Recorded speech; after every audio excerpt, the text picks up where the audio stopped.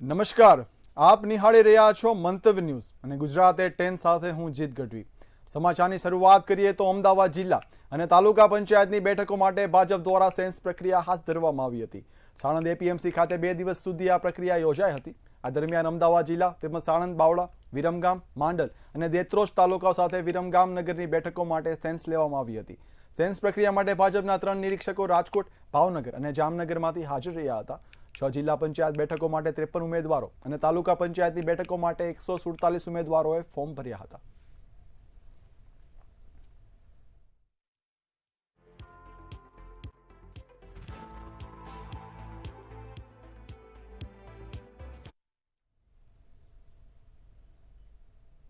ભારતીય જનતા પાર્ટીના પૂર્વ કોર્પોરેટર દેવુબેન જાદવે ભાજપનો સાથ છોડીને કોંગ્રેસમાં જોડાતા રાજકીય ગરમાવો વધ્યો હતો।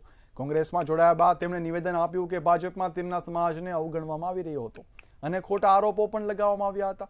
તેમણે વધુમાં જણાવ્યું કે મતદારોની સલાહ બાદ જ તેઓએ આ નિર્ણય લીધો હતો।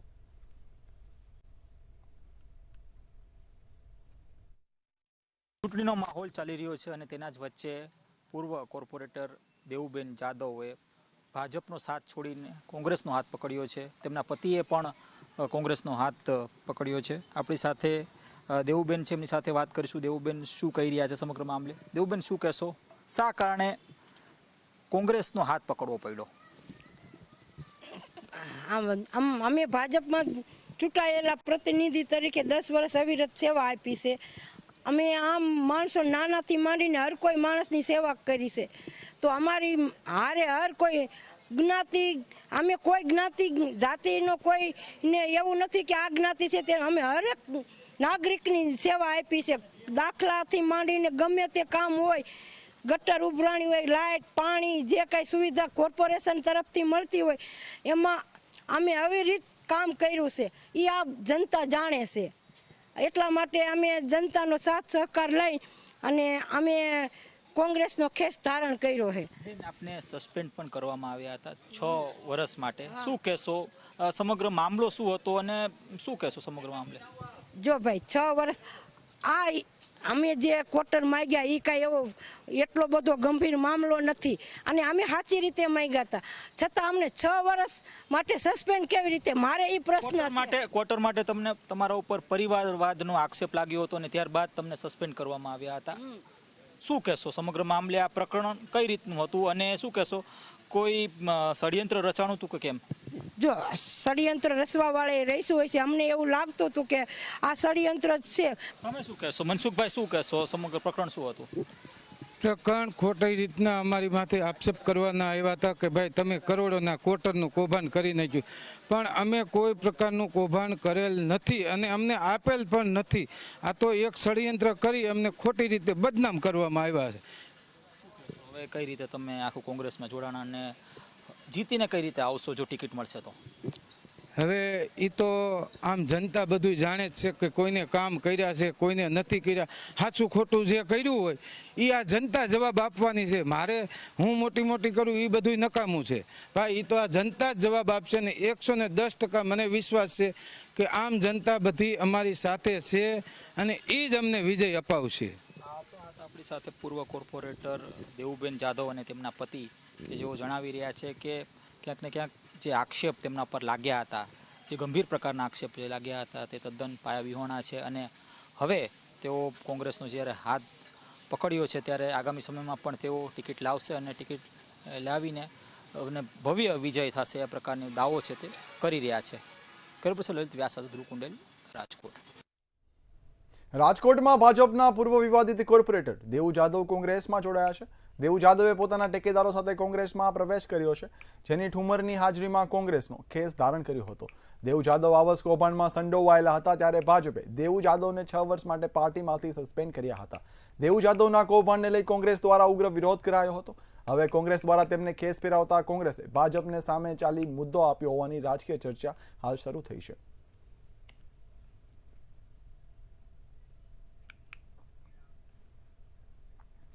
અમદાવાદ ખાતે એએમસીની ચૂંટણી પહેલા ટિકિટમાં તે ખેંચતાણ જોવા મળી છે। લાંભા વોર્ડના ટિકિટ વાચુક યુવા નેતા વિરુદ્ધ પત્ર વાયરલ થયો છે। વાયરલ નાનામાં પત્રમાં યુવા નેતા વિરુદ્ધ ગંભીર આક્ષેપ કરવામાં આવ્યા છે।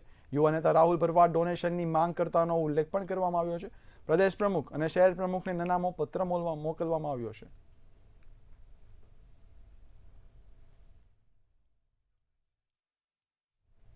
રાજકોટ જિલ્લા પંચાયતના પૂર્વ કારોબારી ચેરમેન અને ભાજપના નેતા સહદેવસિંહ જાડેજા વિરુદ્ધ રૂપિયા 1.59 કરોડની ખનીજ ચોરી મામલે ફરિયાદ નોંધાતા વિવાદ ઉભો થયો હતો.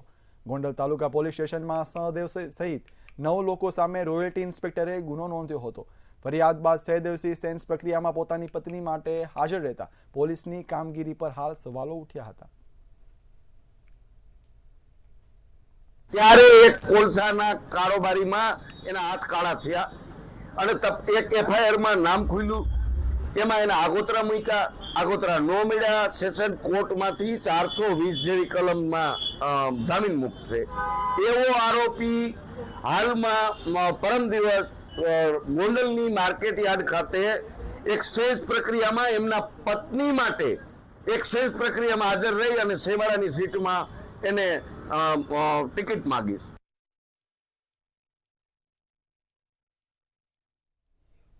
અસદુદ્દીન ઓવૈસી અમદાવાદની મુલાકાતે આવ્યા હતા, જ્યાં તેમણે આમીમના વિસ્તરણ અંગે મહત્વપૂર્ણ જાહેરાત કરી હતી.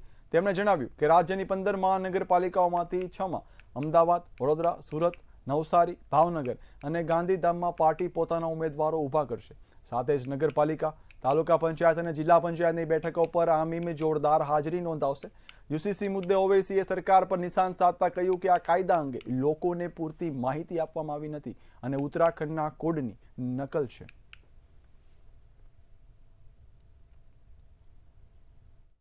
इस्लाम में पहला धर्म था पूरे दुनिया में जिसने बेटी को अपने बाप की जायदाद में हिस्सा दिया. दुनिया का पहला धर्म है ये. कोई धर्म ऐसा नहीं बोलता जो इस्लाम धर्म बोला. अब बोलते ने बेटी को आधा नहीं मिलता. अरे बेटी को बाप की जायदाद में भी हिस्सा मिलता है, शौहर की जायदाद में भी हिस्सा मिलता है, अगर भाई का नहीं रहा उसमें भी मिलता. माने देयर आर 32 वेज वेरियन, माने उससे ज्यादा भी है जो महिला को हिस्सा मिलता है. आपने विल पावर लिख दिया.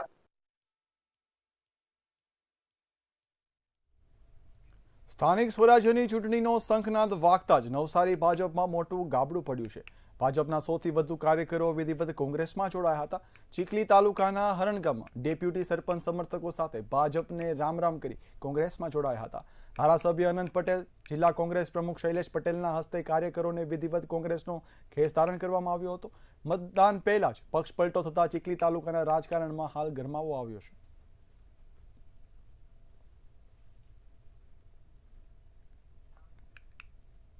ગુજરાતમાં સ્થાનિક સ્વરાજ્યની ચૂંટણી જાહેર થતા મહેસાણા જિલ્લામાં રાજકીય ગરમાવો વધ્યો હતો. ભાજપે ખુલ્લી સેન્સ પ્રક્રિયા શરૂ કરીને શક્તિ પ્રદર્શન કર્યું હતું, જ્યારે કોંગ્રેસે ગુપ્ત રણનીતિ અપનાવી ઉમેદવારો નક્કી કર્યા હોવાના દાવા સામે આવ્યા હતા. જિલ્લા પંચાયત, મહેસાણા કોર્પોરેશન સહિત વિવિધ નગરપાલિકા અને તાલુકા પંચાયતની ચૂંટણીઓમાં બંને પક્ષો વચ્ચે કડક ટક્કર જોવા મળશે. ભાજપ સત્તા જાળવવા મથામણ કરી રહી છે તો કોંગ્રેસ નવી રણનીતિથી ચૂંટણી મેદાનમાં ઉતરવા જઈ રહી છે, ત્યારે હાલ બંને વચ્ચે જંગ છે તે રસપ્રદ બન્યો છે. ભારતીય જનતા પાર્ટીનો કાર્યકર્તા હંમેશ ચૂંટણી માટે તૈયાર હોય છે અને અમે ચૂંટણીના દિવસે ચૂંટણી નથી લડતા. અમે 5 વર્ષ સંગઠન દ્વારા લોકોના વચ્ચે રહી અને ચૂંટણી લડતા હોઈએ છીએ. ત્યારે હું આપને કહું છું, એક જિલ્લા પંચાયત, 10 તાલુકા પંચાયત અને 5 નગરપાલિકાઓ વત્તા જે 1/1/2025ના રોજ અસ્તિત્વમાં આવેલું મહેસાણા મહાનગરની પણ ચૂંટણી સાથે છે. સમગ્ર મહાનગરપાલિકા, જિલ્લા પંચાયત અને તાલુકા પંચાયત નગરપાલિકાની ચૂંટણીના ફોર્મ ભરવાની શરૂઆત 6મી તારીખથી થવાની છે. લગભગ જિલ્લા કક્ષાએ વાત કરું તો જિલ્લાની તમામ જિલ્લા પંચાયતના ઉમેદવારની સેન્સ પ્રક્રિયા અમે અમારી રીતે લગભગ 15 દિવસ પહેલાં પૂરી કરેલી છે. મહાનગરપાલિકાની જે ચૂંટણી હોય છે એમાં લગભગ હું માનું ત્યાં સુધી 9 વોર્ડ એ અમારે 10 દિવસ પહેલાં કયો ઉમેદવાર કેવા લડશે એની તમામ તૈયારીઓના ભાગરૂપે બધી પ્રક્રિયા પૂરી થઈ ગયેલી છે. જૂનાગઢમાં ભાજપ બાદ હવે કોંગ્રેસની સેન્સ પ્રક્રિયા યોજાય છે. જિલ્લા પંચાયતની 30, 9 તાલુકા પંચાયતની 158 અને કેશોદ નગરપાલિકાની 36 બેઠકો માટે સેન્સ પ્રક્રિયા યોજાઈ હતી, જિલ્લા કોંગ્રેસ કાર્યાલય ખાતે ઉમેદવારોએ દાવેદારી નોંધાવી હતી. મોટી સંખ્યાની બદલે માત્ર ગણ્યા ગાંઠ્યા દાવેદારો જ જોવા મળ્યા હતા. ત્યારે અમુક બેઠક પર ઉમેદવારો શોધવા પડે તેવી સ્થિતિ પણ સર્જાણી હતી. કોંગ્રેસ આવી સ્થિતિની આગેવાનોની ચિંતા વધી છે.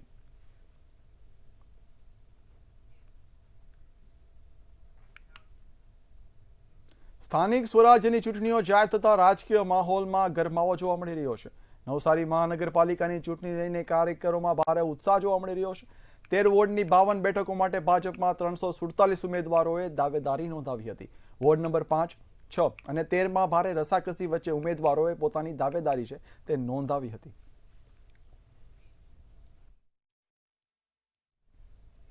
આણંદના ઉમરેઠ વિધાનસભા બેઠકની પેટા ચૂંટણીને લઈ ભાજપ દ્વારા શક્તિ પ્રદર્શન કરવામાં આવ્યું હતું. જાહેર સભા બાદ મુખ્યમંત્રી ભૂપેન્દ્ર પટેલ અને હર્ષદ પરમાર ખુલ્લી જીપમાં સવાર થઈ મામલતદાર કચેરી પહોંચ્યા હતા. મુખ્યમંત્રી ભૂપેન્દ્ર પટેલની ઉપસ્થિતિમાં હર્ષદ પરમારે પોતાની દાવેદારી નોંધાવી હતી. આ પ્રસંગે ભાજપના ચૂંટાયેલ પ્રતિનિધિ અને હોદ્દેદારોએ જીતનો દાવો કર્યો હતો. ઉમરેઠ વિધાનસભા મત વિસ્તારમાંથી પધારેલા સૌ ગામોના આગેવાનો, વડીલો, યુવાન દોસ્તો, મિત્રો, આજે જ્યારે આટલી બહોળી સંખ્યામાં જ્યારે ઉમરેઠ વિધાનસભા મત વિસ્તારમાંથી પ્રજાજનોએ મને જ્યારે આશીર્વાદ આપ્યા છે, તો આપ સૌને વાત જણાવવા માગું છું કે આ આશીર્વાદ એક મત સ્વરૂપે છે અને અમારી જીત એ નિશ્ચિત આપ સૌને દેખાઈ જ રહી હશે. શ્રી ગોવિંદભાઈ પરમાર સાહેબના સુપુત્ર ચિરંજીવી હર્ષદભાઈ પરમારનું નામાંકન પત્ર આજે ભરાયું છે. ગુજરાતના યશસ્વી, મક્કમ અને લોકપ્રિય મુખ્યમંત્રી આદરણીય ભૂપેન્દ્રભાઈ પટેલ સાહેબ આજે ઉપસ્થિત રહ્યા હતા અને ખૂબ મોટી સંખ્યામાં ભારતીય જનતા પાર્ટીના સૌ આગેવાનો, સૌ કાર્યકર્તાઓ અને આ ઉમરેઠ વિધાનસભાના સૌ લોકો જ્યારે ઉપસ્થિત રહ્યા છે, ત્યારે આ ચૂંટણીમાં ભારતીય જનતા પાર્ટીનો વિજય નિશ્ચિત છે. ભારતીય જનતા પાર્ટી ભવ્ય મતોથી જીતી છે. હું આપ સૌને એક વિશ્વાસ અપાવીશ કે આ ઐતિહાસિક જીત હશે અને ખૂબ સારા મતોથી હર્ષદભાઈ જીતશે. સ્વર્ગીય ગોવિંદભાઈ પરમારે જે ઉમરેઠ વિધાનસભામાં જે કામ કરેલા છે અને એમના લીધે ઉમરેઠ વિધાનસભામાં જે ભારતીય જનતા પાર્ટીનું કમળ ખીલ્યું છે, એ જ રીતે એમના સુપુત્ર હર્ષદભાઈ પરમાર એમના કર્મ, એમના ચરણો પર ચાલીને આ વિધાનસભામાં ખૂબ સારા કામ કરશે.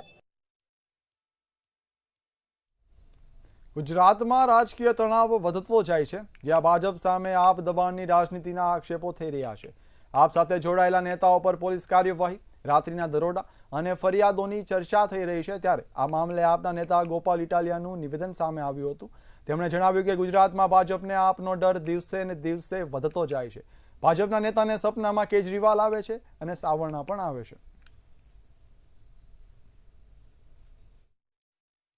અડધી રાત્રે ઊંઘમાંથી ભાજપના નેતાઓ જાગી જાય છે અને સપનામાં અરવિંદ કેજરીવાલ આવે છે, સપનામાં ઈશુદાન ગઢવી આવી જાય છે, સપનામાં સાવેણો દેખાય છે ભાજપના નેતાઓને, અને અડધી રાત્રે જાગીને એસપીને, ડીવાયએસપીને ફોન કરે છે કે આપવાળાને પકડી લો, એરેસ્ટ કરી લો, જલ્દી પકડો, નહીતર આ લોકો અમને ચૂંટણી હરાવી દેશે ને પછી અમે ક્યાંયના નહીં રહીએ.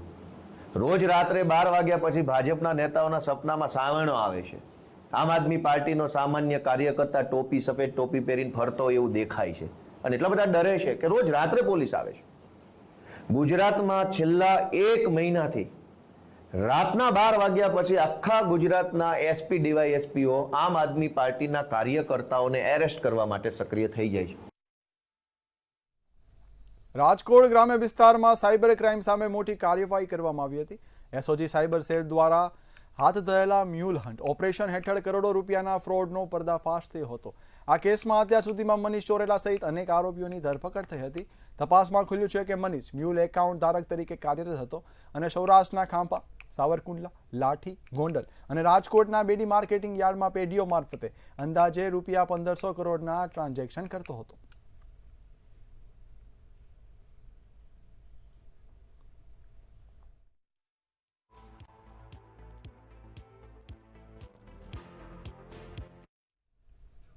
વડોદરા જિલ્લાના પાદરા તાલુકામાં અપહરણ અને મારપીટની ચોંકાવનારી ઘટના સામે આવી છે. બુટલેગરો દ્વારા યુવકનું અપહરણ કરી ઢોર મારવામાં આવ્યા હોવાના ગંભીર આક્ષેપ કરાયા છે. યુવકને ગંભીર ઈજાઓ પહોંચતા હાલ સારવાર અર્થે હોસ્પિટલ ખસેડવામાં આવ્યો હતો. સમગ્ર મામલે પોલીસે ફરિયાદ નોંધી તપાસ હાથ ધરી છે. ઘટનાને લઈ સ્થાનિકોમાં રોષ જોવા મળી રહ્યો છે. 5-6 જણ બાઇકવાળા આવ્યા. રિક્ષામાં મને ઓછું ચાલી લીધું અંદર અને રિક્ષાની અંદર મારા ઘરાની ઉપર પારી નીકળી દીધું. મને રિક્ષામાં મારતા એવું કે તારે એ એસએમસીનો તું બાટલીદાર છે કે તને અમે મારીએ છીએ એમ, ને તું બાટલી અમારી આપે છે એમ, અમારા સ્ટેન્ડની ઉપરની એમ. કોણ હતું સામેવાળા? મહેશ કરીને છે અને એના બે છોકરા છે. એક ચિરાગ કરીને છે અને ધનિત કરીને છે અને એક અજય કરીને છે અને એક સંતોષ માળી છે. એ વડોદરા છે. રાજકોટના ઉપલેટા તાલુકાના ભાયાવદર નજીક પડૌલા ગામે થયેલા હત્યાના પ્રયાસ કેસમાં લોકલ ક્રાઇમ બ્રાન્ચ રાજકોટ ગ્રામ્યને મોટી સફળતા મળી હતી. પટેલ પરિવારના દીપેન માકડિયા પર કા ચડાવી હુમલો કરનાર આરોપીઓ ઘટના બાદ ફરાર થઈ ગયા હતા. ત્યારે પોલીસે ગણતરીના દિવસોમાં જ કાર્યવાહી કરી 4 આરોપીઓને ઝડપી પાડ્યા હતા. તેમજ આશરે ₹12.69 લાખની કાર પણ કબજે કરી હતી.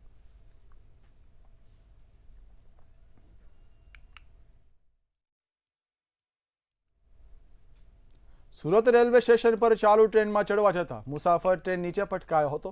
સંતુલન ગુમાવવાના કારણે મુસાફર પ્લેટફોર્મ અને ટ્રેન વચ્ચેના ગેપમાં ખાબક્યો હતો. યુવક પર લગભગ અડધી મિનિટ સુધી ટ્રેન ચાલતી રહી હતી.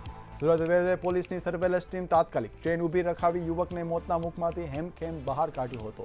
યુવકનો ચમત્કારિક બચાવ જોઈને સુરત ક્રાઇમ બ્રાન્ચે ડ્રગ્સ અભિયાન હેઠળ મોમના વાડના એક ફ્લેટમાં દરોડા પાડી 6.59 લાખનું એમડી ડ્રગ્સ ઝડપી પાડ્યું છે. પોલીસે ફ્લેટ નંબર 201માંથી મોહમ્મદ ગુલામ રસૂલ શાહ નામના આરોપીની ધરપકડ કરી કુલ 214.730 મિલીગ્રામ ડ્રગ્સ જપ્ત કર્યું છે. એસી ફ્રીજ રિપેરિંગનું કામ કરતા આરોપીએ વધુ કમાણીની લાલચમાં શાહપુરના એજાજ બાટલા પાસેથી ડ્રગ્સ ખરીદ્યું હોવાની કબૂલાત કરી હતી. ત્યારે ક્રાઇમ બ્રાન્ચે મુખ્ય સપ્લાયર એજાજ બાટલાને વોન્ટેડ જાહેર કરી આ ડ્રગ્સ નેટવર્ક અંગે વધુ તપાસ છે તે હાથ ધરી છે.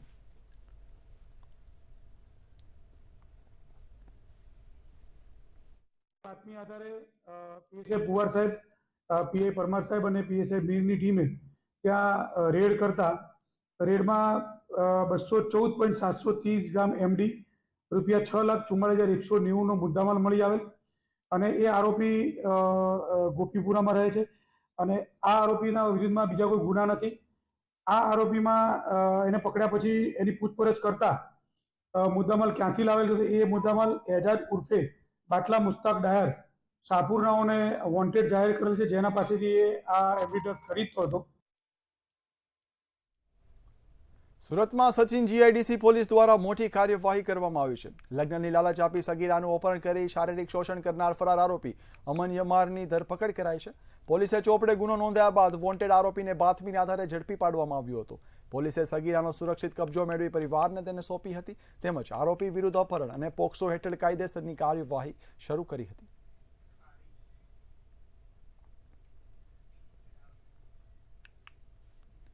સુરતના કતાર ગામમાં 8 વર્ષની બાળકી પર દુષ્કર્મ ગુજારનાર રાધમ અલી અંજરની પોલીસે ગણતરીના કલાકોમાં ધરપકડ કરી હતી. સરકારી શાળાની બાંધકામ સાઇટ પર જ મજૂરી કરતા પાખંડીએ માતાની ગેરહાજરીમાં બાળકીને શિકાર બનાવી જાનથી મારવાની ધમકી આપી હતી. બાળકીએ માતાને આપવીતી જણાવતા સમગ્ર મામલો પોલીસ સામે આવ્યો હતો. ત્યારે પરિવારે તુરંત પોલીસનો સંપર્ક પણ કર્યો હતો અને કતાર ગામ પોલીસે આરોપીને જેલના સળિયા પાછળ ધકેલી કાયદેસરની તપાસ હાથ ધરી હતી.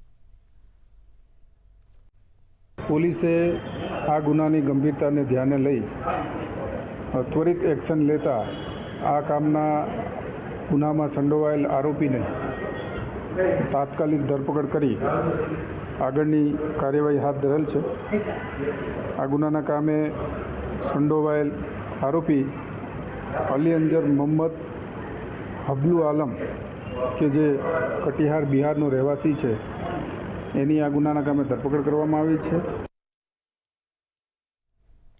આગળ જો સમાચારમાં વાત કરીએ તો મહત્વના સમાચાર સુરતથી મળી રહ્યા છે, જ્યાં સાયબર સેલ દ્વારા મ્યુલ હન્ટ ઓપરેશન છે તે હાથ ધરવામાં આવ્યું હતું. જો વાત કરીએ મહત્વના સમાચારની તો સુરતથી સમાચાર મળી રહ્યા છે, જ્યાં સાયબર સેલ એક્શનમાં આવ્યું હતું અને મ્યુલ ઓપરેશન હન્ટ જે છે તે તેમણે હાથ ધર્યું હતું. ₹47 કરોડથી વધુના સાયબર ફ્રોડ.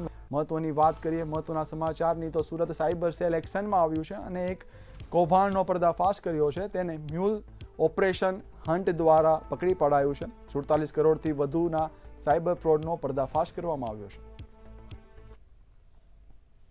એમની ભૂમિકા એવી રીતની હતી કે જે લોકો એટીએમ કાર્ડથી પૈસા ઉપાડે છે તો એમનેથી કેશ લેવાનું કામ ભાવેશ કરતો હતો અને ભાવેશ પછી આ કેશ હરીશ ચૌધરીને આપતું હતું. તો આપણી ટીમ પછી હરીશ ચૌધરીને ઘરે પણ ગઈ અને હરીશ ત્યાં મળ્યું નથી, પણ એમના રૂમમાં અમે લોકોને 18.5 લાખ જેટલું રોકડ રૂપિયા મળ્યું છે. એના સિવાય 9 ફોન અને કેશ કાઉન્ટિંગ મશીન, એના સિવાય 40 સિમ કાર્ડ અને કુછ 35 જેટલા અકાઉન્ટની માહિતી પણ મળી. 35 અકાઉન્ટમાં કુછ 56 ફરિયાદો NCCRP કમ્પ્લેન્ટ ઉપર દાખલ છે અને જે ફ્રોડની રકમ છે એ 47 કરોડ 74 લાખ જેટલીની છે.